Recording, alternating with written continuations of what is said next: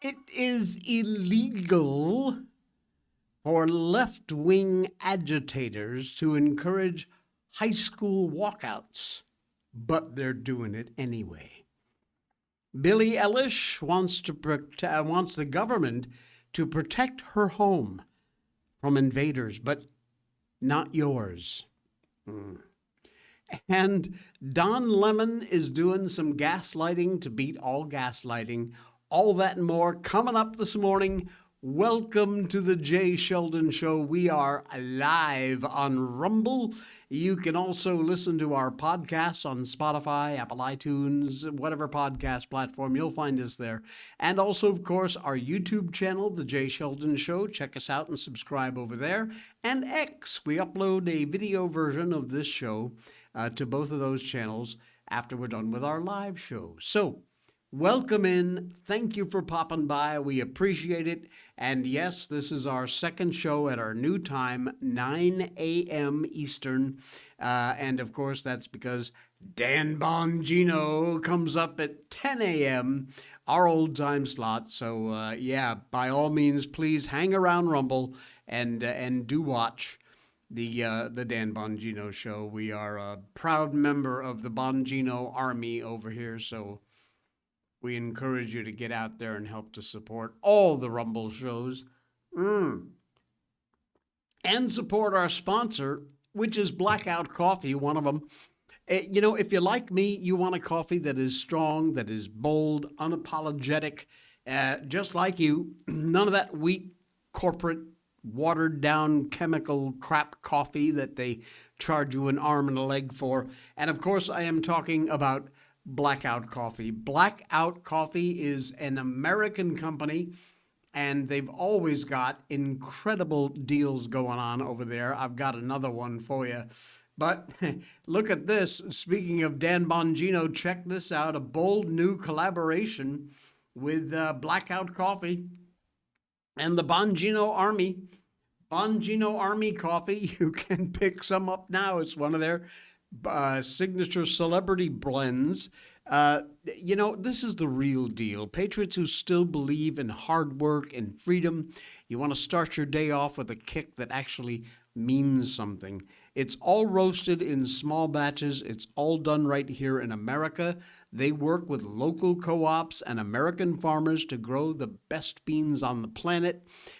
Blackout delivers that rich, smooth, powerful flavor that hits you right where you need it. No bitterness, pure energy, sunrise to sunset. Whether you're grinding through the day, hitting the range, or just refusing to back down, this Blackout Coffee is the one that stands with you. They are veteran-founded, family-owned, and they give back. Every bag you buy from Blackout Coffee helps to fuel their Operation Blackout program, which sends coffee to our troops in the military. And if you are a new customer at Blackout Coffee, when you place your order, use the code J20, Jay20, and that will get you 20% off your first order at Blackout Coffee. I love this new blend, the Bongino Army. That is fantastic. They've got flavored coffees. They do coffee pods. They've got all kinds of, they've got cold brew. You name it, you will find it there. And yes, beans, but you can also get a coffee subscription. So every month, you don't have to keep going back in, placing your order every time. Just sign up for the subscription and you'll get 20% off. First order, another 20% off with J20's code. How about that? Use that link and it's in our show notes, and that will get you that great deal. Check it out. Trust me, once you've gone to Blackout Coffee, you will never try another coffee in your life. It's just that good. Fuel for the fearless, strong, bold, and American. Blackout Coffee. Thank you, folks. Good morning, Danny. I might cut out. We've got a guy coming for internet issues, but I'll watch it later if I hope you don't, but I'd rather you got your internet solved. So good luck with that. All right. Thanks, Blackout Coffee. It is well past time we do some enforcing of the law around this place, folks. And you got to make sure, especially especially, this show, we are all about protecting our kids. And our kids not only come in 1, 2, 3, 4, 5-year-olds, they come in 14, 15, 16, 17-year-olds too. Ought to be focused on their education rather than being used as pawns in some grown-up political battle. There is an affluent suburb of Milwaukee. In mid-January, dozens of students left the school in the middle of the day to protest actions by federal immigration authorities to detain and deport people in the U.S. that are here illegally. Walkouts like this have been staged in Minneapolis, Oregon, Long Island, everywhere. And over the past few years, these walkouts to protest against Israel happened in Montgomery County, San Francisco, Chicago, Seattle, Boston, among other places. It is fair to say that this group of students leaving school in these left-leaning communities to advocate leftist concerns have become a rather regular feature of our educational landscape. And it shouldn't be. In fact, it's against the law. These walkouts, not spontaneous results from students looking to express themselves. In almost every single case, these walkouts were encouraged, organized, or at a minimum, facilitated by adults. To the extent that adults enabled students to leave school so they can engage in this political activism crap. They are in danger, serious danger, of violating the law. Let's take a look at the walkout in the Milwaukee suburb of Shorewood, Wisconsin. Being absent from school without a valid excuse is considered truancy. Being absent from school, truancy, and that is prohibited by Wisconsin law. Wisconsin law forbids contributing to truancy. Is violated by any person 17 or older who by any act or omission knowingly encourages or contributes to the truancy of a child. 2 state reps, Darren Madison and Ryan Clancy, joined the students in their walkout, made speeches to the small crowd, praised them for their actions. They led the group in chanting, "Stand up, fight back, abolish ICE." All these political expressions, all that fine, protected speech, First Amendment stuff. But encouraging students to leave school, truancy, at a minimum, failing to tell them that legally they should be in school would be an omission that contributed to truancy against the law. The leaders at Shorewood School District may have also contributed to this truancy. The district sent a letter to parents saying the school did not sponsor the walkout. The letter did offer that parents could excuse their students for the walkout by calling the attendance office. The district offered the option despite declaring on their website that regular attendance is a key part of student success in the Shorewood School District. The policy lists examples of permitted parent-excused pre-planned absence, medical appointments, attending a funeral, but taking part in a political demonstration ain't one of them, nor should it be. You might argue that complying with these technical requirements to attend school is a very small matter when you compare it to the broader issues that we're facing in this country. But the protesting students obviously think so. One of them said, "The mark that me and my fellow students can leave on the world, I think, is much more important than, like another day of AP Physics and creative writing." This is a student. These students, folks, are kids. They're children. They're not entitled to decide whether chanting "abolish ICE" is more important than physics and writing. Adults have got to make those decisions on the kids' behalf. Adults have enshrined their decisions in law, compelling kids to attend school and forbidding adults to interfere in that.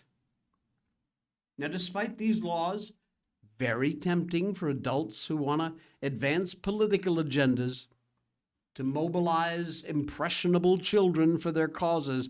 Oh, nothing makes the front page and the lead story on your local news than a bunch of kids protesting ICE. One of the student speakers at the protest said, "America's youth is the best organizing tool there is."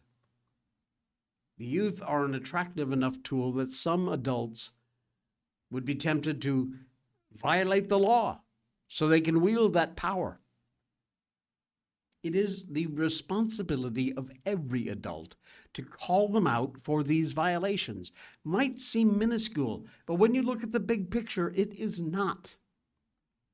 Enforce the law. Ensure our kids are focused on their education, physics, writing, whatever it might be. It's more important than standing out on this corner yelling "abolish ICE." Just being used as pawns in their parents' political battles. Ridiculous. But they're going to keep doing it. They are just going to keep on keeping on. Unbelievable. Well, I'm sure, like me, most of you did not bother to waste your time watching Grammy Awards. What a nightmare. But Billie Eilish made quite a comment. Oh, she wants the government to protect her home from invaders, but not so interested in the government protecting your home from invaders. Probably the biggest winner of Billie Eilish's award-winning weekend at the Grammys could very well be her stalker. When she accepted the Grammy Award for Song of the Year, Eilish said, "As grateful as I feel, I honestly don't feel like I need to say anything, but that no one is illegal on stolen land." It's just really hard to know what to say and what to do right now, she continued. And I just feel really hopeful in this room, and I feel like we just need to keep fighting and speaking up and protesting, and our voices really do matter, and the people matter. And she added, F ICE, only she said the whole F word. Her little statement there left very little room for the belief in borders, enforcement, the idea that some people are not allowed to cross certain boundaries. Kind of awkward considering she spent years begging the government to protect her own personal property, enforce the border around her property, made it clear some people are not actually allowed to cross borders like her own property line. She got a restraining order back in 2023 against 53-year-old Sean Christopher McIntyre, who, according to the LA Times, had been sending hundreds of messages through social media to her and her family since September. Messages reported contained a lot of violent threats, disturbing messages.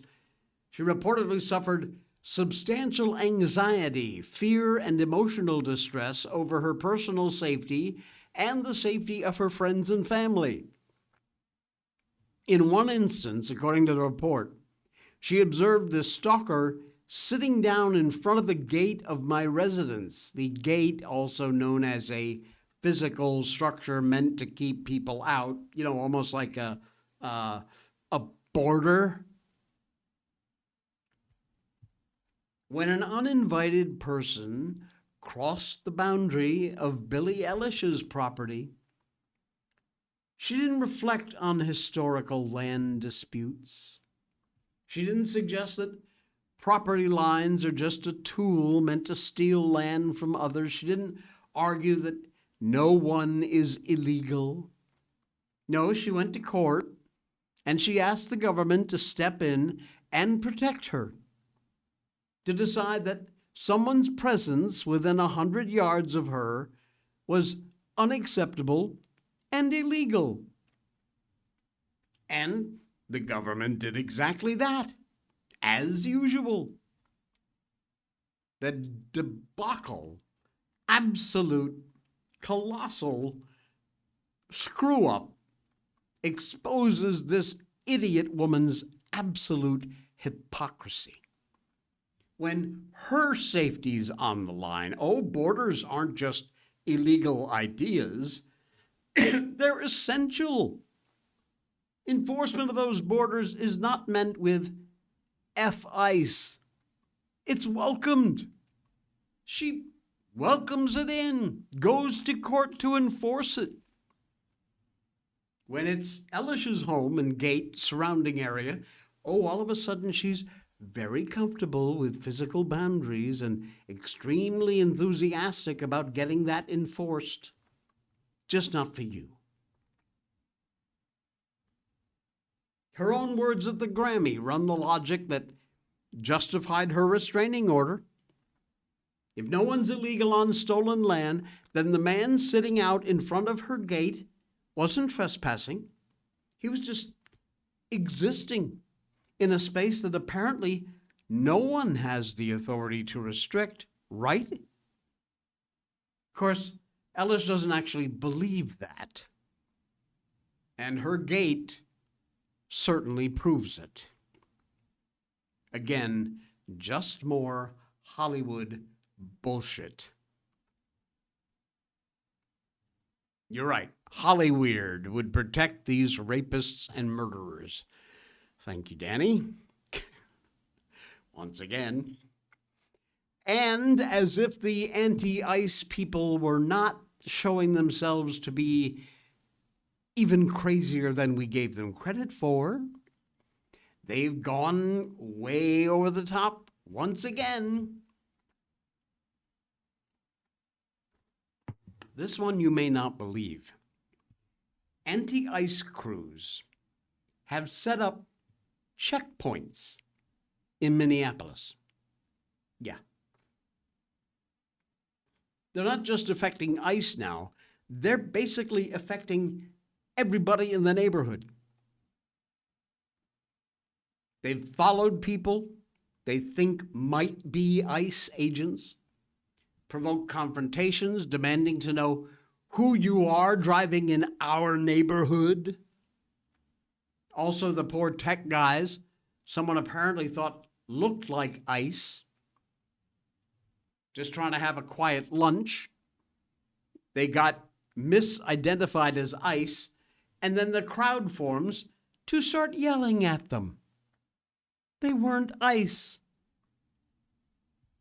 There is now a new move afoot. This anti-ICE crew, or some factions of it, is trying to set up what they're calling community-driven checkpoints. Intersections. Police question them about it, and they gripe that the police are openly collaborating with ICE to shut it down. Listen to this crap. What can we do to hurry this up? Because we have fire trucks and ambulances that might need to get through here. They can come and through here. You're talking about the community, and we're talking about making sure that your neighbors can get access to emergency services. City buses have been easily passing, so I suspect. And we're all here. When they come, we'll move it for them, you know? Frankly, you're the one blocking it right now. Yeah, I heard there was some masked men running around over there abducting people. We're blocking the community because you guys aren't. You're driving with swapped plates on their cars. Why aren't you ticketing them? Oh, They've that's... got swapped plates on their cars. That's not legal in Minnesota. Thank you. Y'all take care. But you look for ice next time. Yeah. Good talk.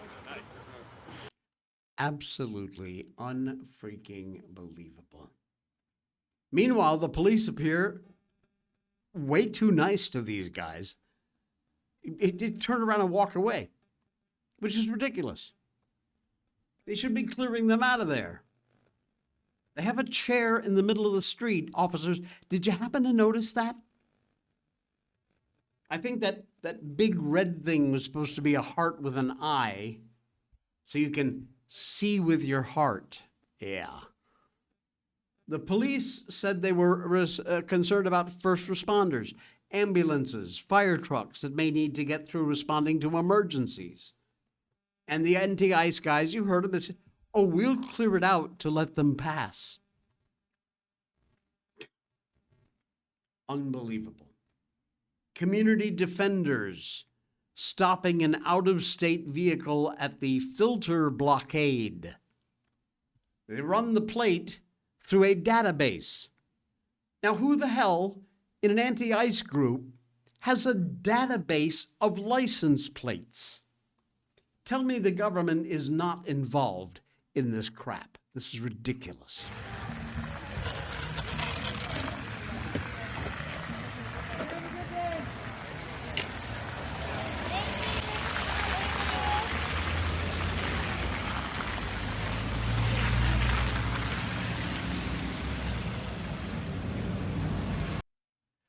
Who the hell do these people think they are?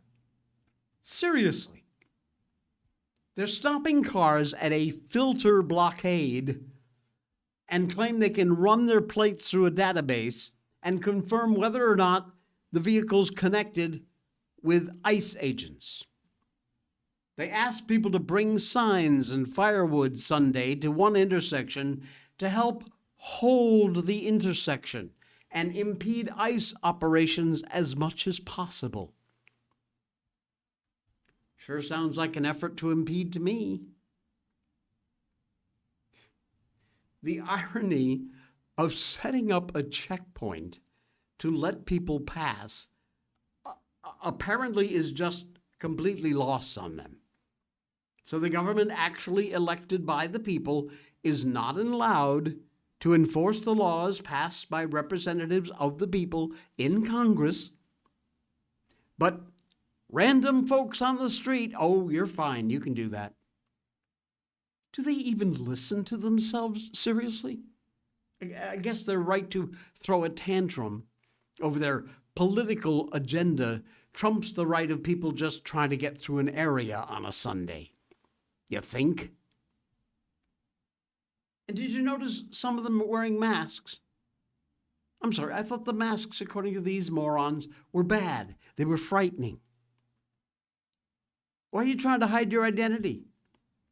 Same thing you're asking the ICE agents. Police stopping this? Didn't look like it. You saw the first video. This kind of stuff actually is an incredibly dumb move. Nothing ticks people off more than people blocking the road while they're simply trying to get to work or trying to get home or trying to get to their church service on a Sunday. They are likely ticking some people off who otherwise might very well agree with them. It doesn't make any sense how these people think. You're not going to stop ICE. And ICE, believe me, knows you're there, and they're just going around another way. Man. We have lost a generation, my friends. We have actually lost a generation. Absolutely incredible. Have you heard about Savannah Guthrie's mom? This is a rather chilling story. The Pima County Sheriff is now revealing some new theories on the disappearance of Savannah Guthrie's mom. The family of this 84-year-old Arizona resident, Nancy Guthrie, living every day's worst nightmare this week. She's been reported missing after last being seen about 9:45 local time at night on Saturday by one of her kids. Mrs. Guthrie, who is Today Show co-host Savannah Guthrie's mother, did not show up for her Sunday church. Missing person report filed, and Sheriff Nanos held a media briefing this morning for Nancy Guthrie. Also updated it on their Facebook page. Reported missing in Arizona. The statement from Savannah Guthrie, which was read on the Today Show yesterday morning, says, on behalf of our family, I want to thank everyone for the thoughts, prayers, and messages of support. Right now, our focus remains on the safe return of our dear mom. We thank law enforcement for their hard work on this case and encourage anyone with information to contact the Pima County Sheriff's Department at 520-351-4900. Now, in early reports, the sheriff, Chris Nanos, said they believed that a crime had been committed. It was not simply a case of Mrs. Guthrie volunteering, heading out for a trip or something, or just wandering off. Guthrie's got mobility issues, and she takes very key medication, which she does not have with her, according to the sheriff. It's not dementia related. This woman is as sharp as a tack, and said the family wants everybody to know this is not somebody who just wandered off. She didn't leave on her own. We know that, he noted. Now, later on in the day, Nanos revealed an even more chilling detail, saying he believed Mrs. Guthrie was kidnapped while she was asleep in her bed. The disappearance is very disturbing to the community, the sheriff told MS Now, formerly MSNBC. Yesterday, said investigators believe she was removed from her house against her will. We have an 84-year-old woman home in bed, asleep in the middle of the night, and then she simply disappears. That is not Tucson, and that, he says, is not who we are. She also indicated he sent homicide detectives to the scene, described it as very concerning, even though there's no body. It's rare for me to call out our homicide team unless we have a body, the sheriff said. Goes without saying, the family has been absolutely beside themselves with fear and worry and anxiousness. Caregiver to an 82-year-old tucks her in every night. The thought of somebody hurting this woman, taking her away, especially in her most vulnerable condition, asleep in bed at night. You want to think about it. We all pray for Mrs. Guthrie. We hope she is safe, and we will continue to follow that story and let you know what's going on. It's not looking very good at this point, though, sadly. How about this one? The feds have seized 1,000 samples from an illegal CCP biolab, that's the Chinese Communist Party, in Las Vegas. And that biolab is owned by a defendant in the Reedley case. This one, man, if we don't start keeping a close, at least they were on this one. But for every one they catch, you got to wonder how many they're not catching. Early Saturday morning, the Las Vegas Metro Police Department SWAT team and agents from the FBI executed a search warrant in northeast Las Vegas on a property owned by Jia Beizhu, the Chinese Communist Party-linked citizen who also ran an illegal lab in Reedley, California. After multiple refrigerators, freezers containing all kinds of vials and bottles, jugs of unknown liquids, laboratory equipment, all found in the garage of that home. The FBI scientists' specialized investigation team collected over 1,000 samples from this garage of this home. That evidence transported to the National Bioforensic Analysis Center in Maryland, where they're going to dig it apart. He was arrested, this zoo guy, back in 2023, and he's still in federal custody after a judge determined him to be an extreme flight risk. Indicted on charges of wire fraud, conspiracy, making false statements to federal agents, distributing adulterated or misbranded COVID-19 test kits.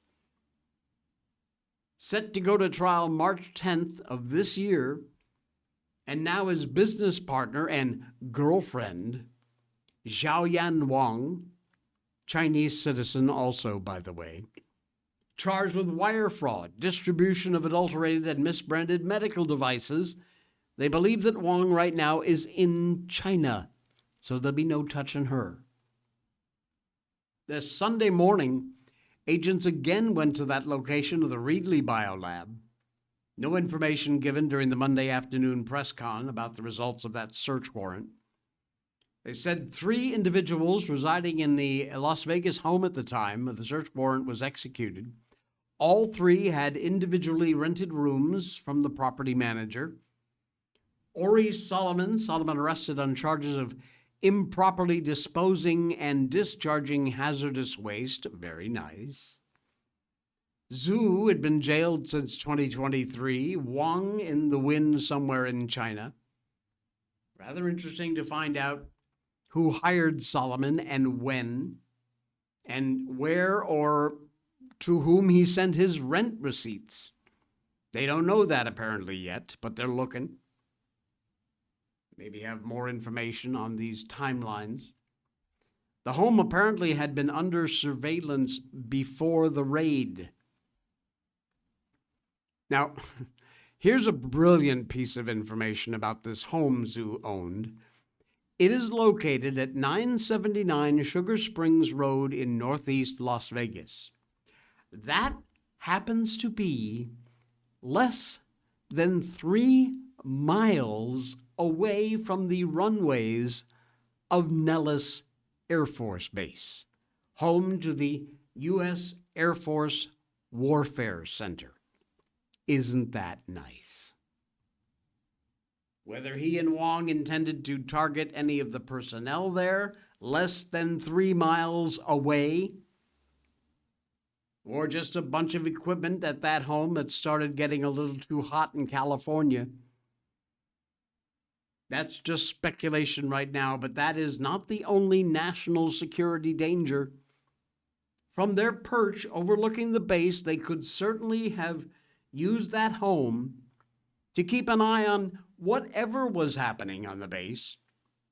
Signals intelligence gathering station? Very likely. Unbelievable. The one guy, the main ringleader here, is already in prison. This legal biolab was run by a People's Republic of China citizen, Jia Beizhu, wanted fugitive from Canada. Top official at the PRC state-controlled company had links to military-civil fusion entities. Oh, very nice. Unbelievable. There are all kinds of CCB connections to this guy, and it is a nightmare. More is going to unravel the more they find from what they located in this search warrant. It ain't going to be pretty, that's for damn sure. Unbelievable.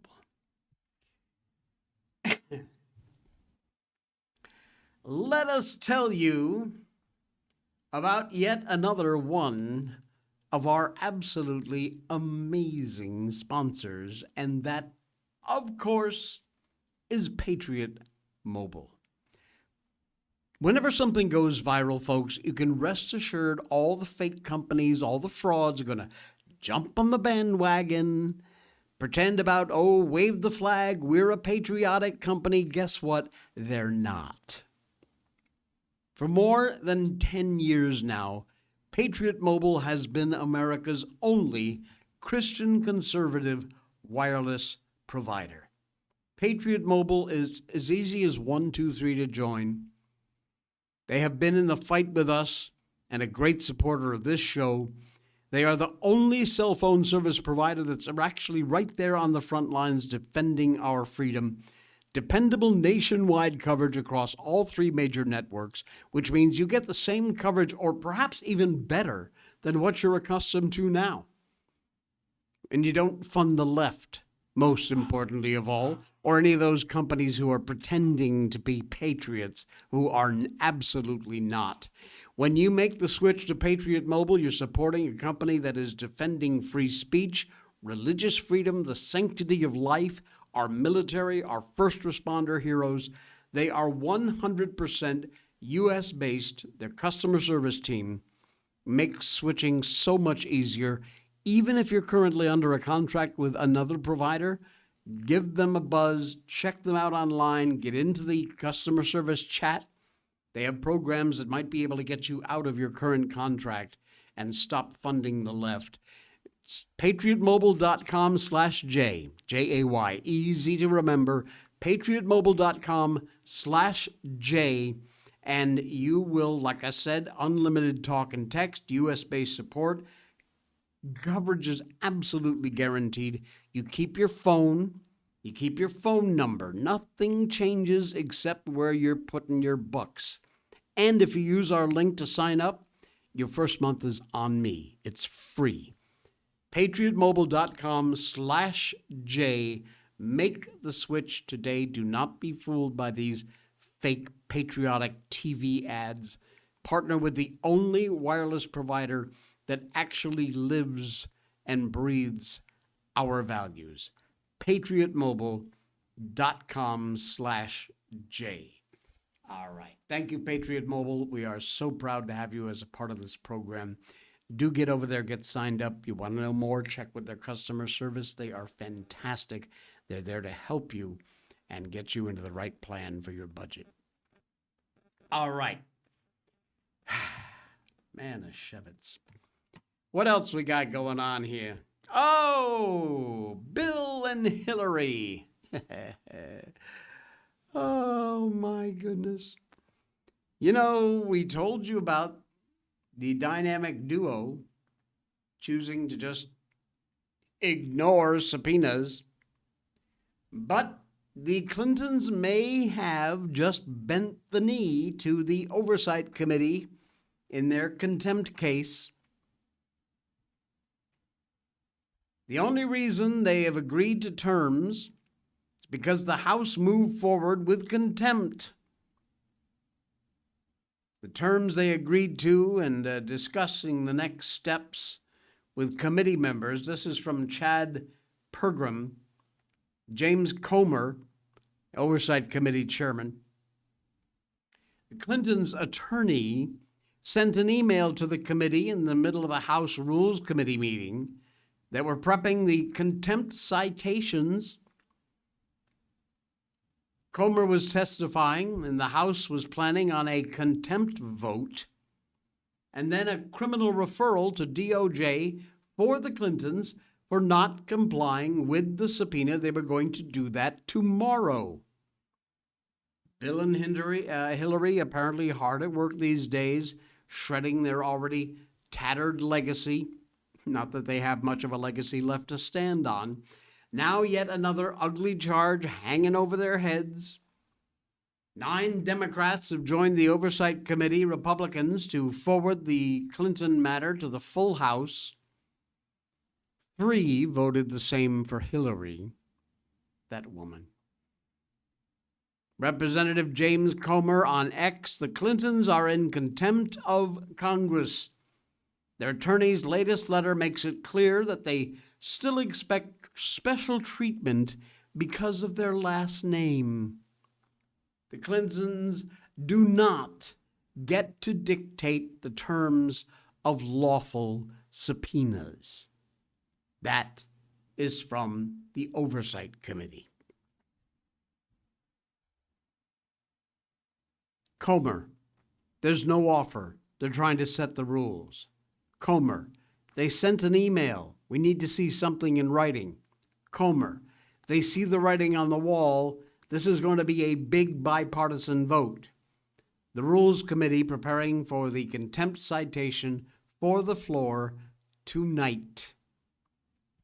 Now, this list of demands made by the former president, First Lady, reads like they were cooked up by some entitled, spoiled couple used to doing nothing but getting what they want and getting their own way, which, strangely, is exactly who they are, the Clintons. The letter Saturday Comer obtained from the New York Times, their lawyers said former President Clinton would agree to sit for a 4-hour transcribed interview with the full committee. Lawyers asked the former Secretary of State Hillary Clinton, who has said she never met or spoke to Epstein, be allowed to submit a sworn declaration instead of testifying. There's probably not enough vitamin B shots in the world that would get her to be able to sit in a chair for more than 5 minutes. This was only some of the demands from these idiots, by the way. It seemed like the demands from transparent people to you? I don't think so. It's not like they just want to get the truth out. These are desperate people trying desperately to hide something. Remember Hillary? No one is above the law. Yeah, well, Hill, guess what? That applies to you too, babe. New information keeps coming in.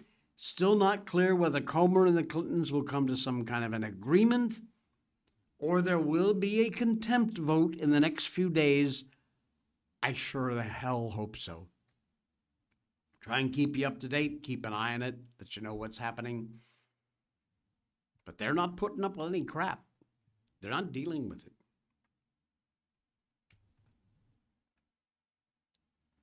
An oh so satisfying ending to a high-speed dramatic chase from the Charlotte Police Department.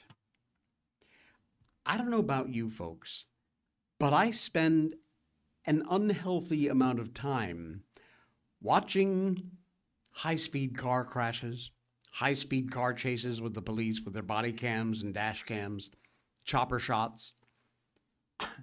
I mean, I pray that nobody gets hurt, but these things catch my eye and I'm constantly watching them on YouTube. I do hope and pray that nobody gets hurt, but my second prayer is that I hope they catch the person who's running from the law. Because not only are they putting their own lives at risk and any passengers maybe in the car with them, they are risking the lives of the law enforcement people who are chasing them and every single other person on the road with them.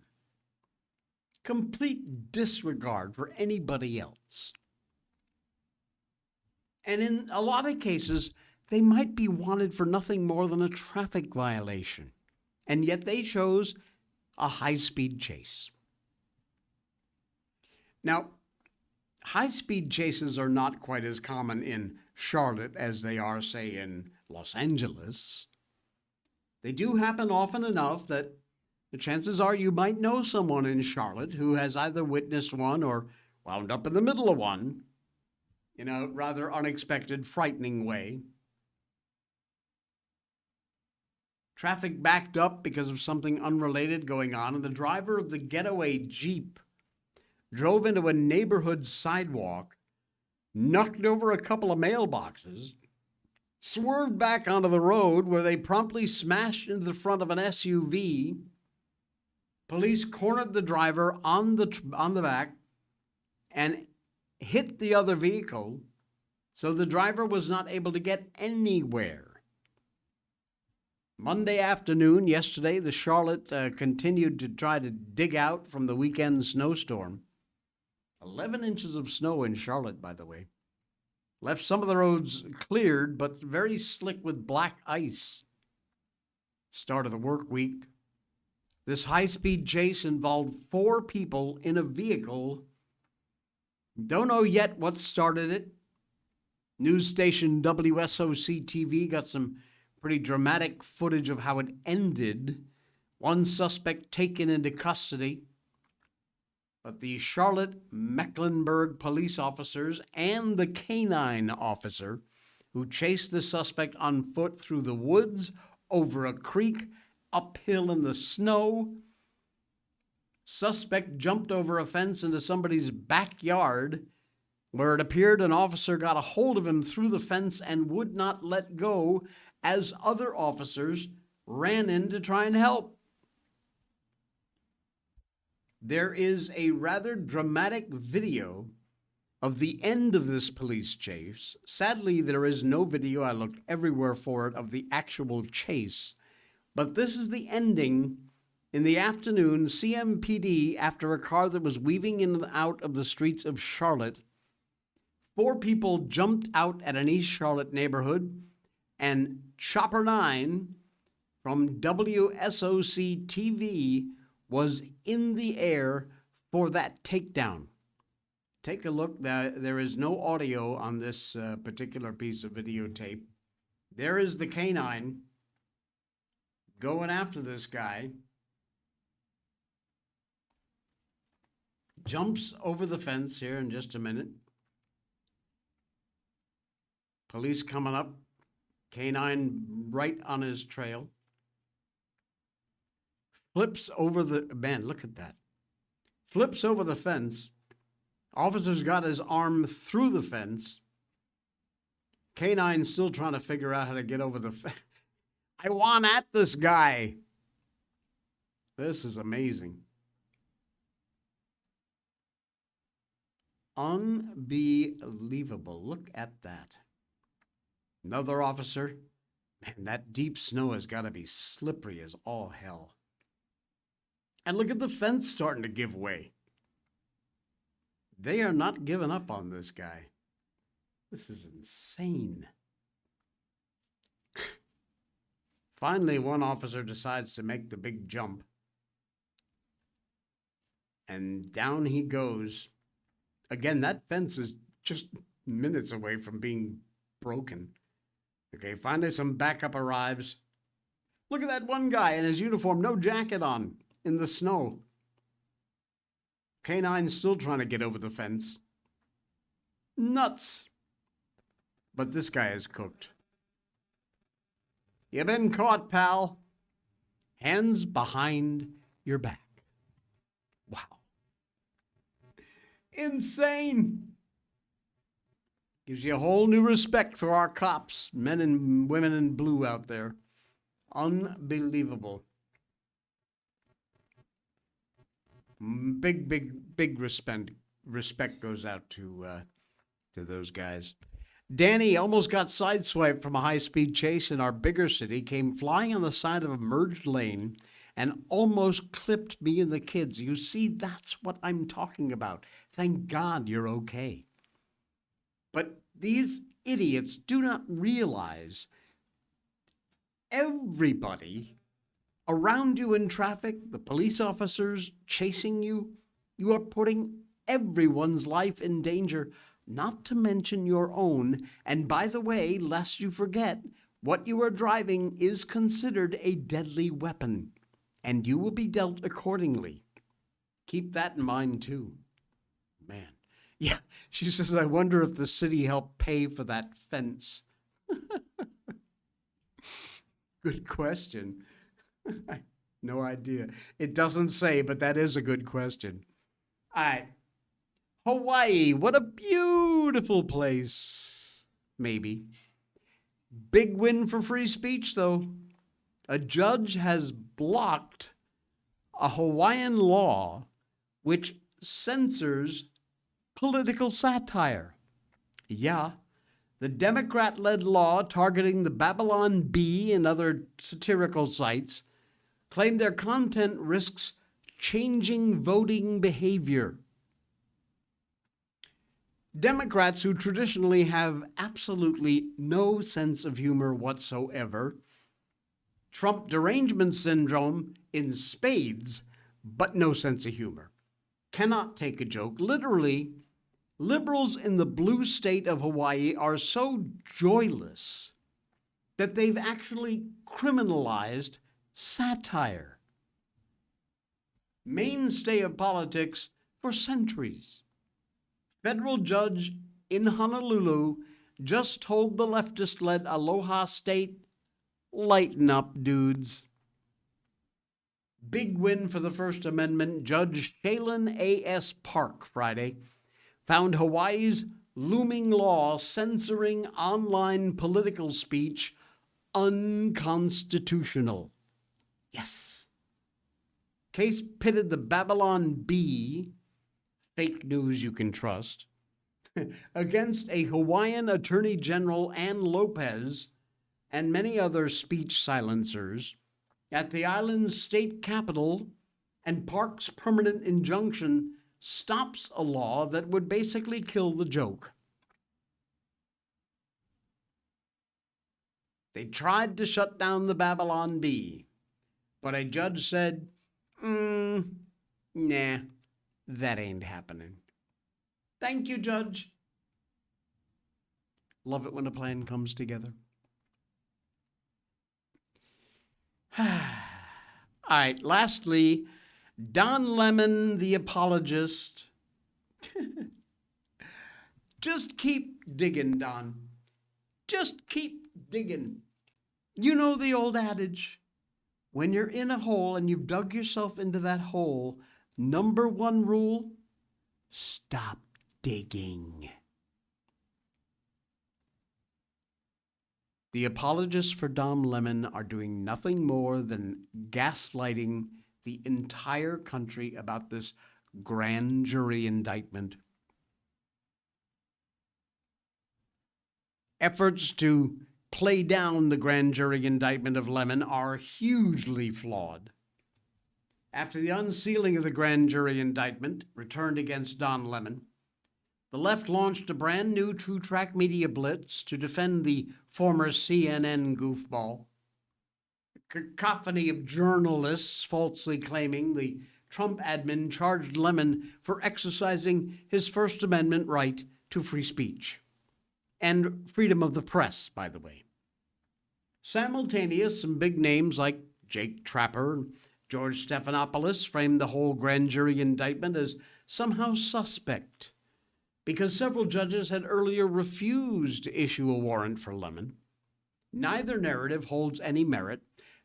Federalist Chief and Editor-in-Chief Molly Hemingway already destroyed the First Amendment spin.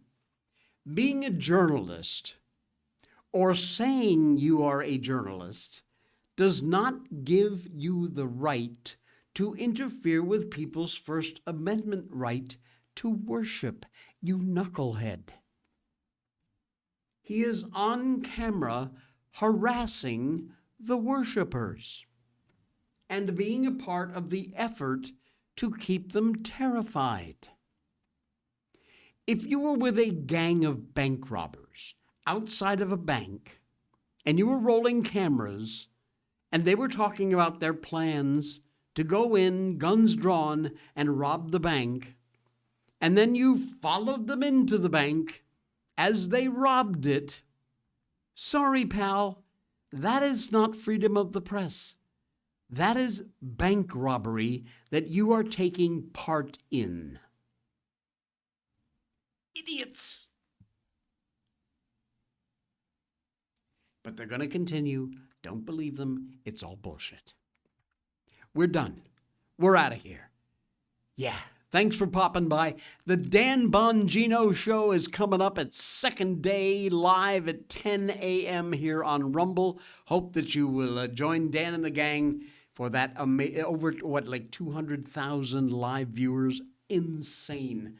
I'd be lucky to get 5 or 10. But I love you. I love you guys. Please follow, subscribe, join us on YouTube and X. We put up our video version of the show over there. And we will be back again tomorrow for the Wednesday edition of The Jay Sheldon Show. Thanks, folks.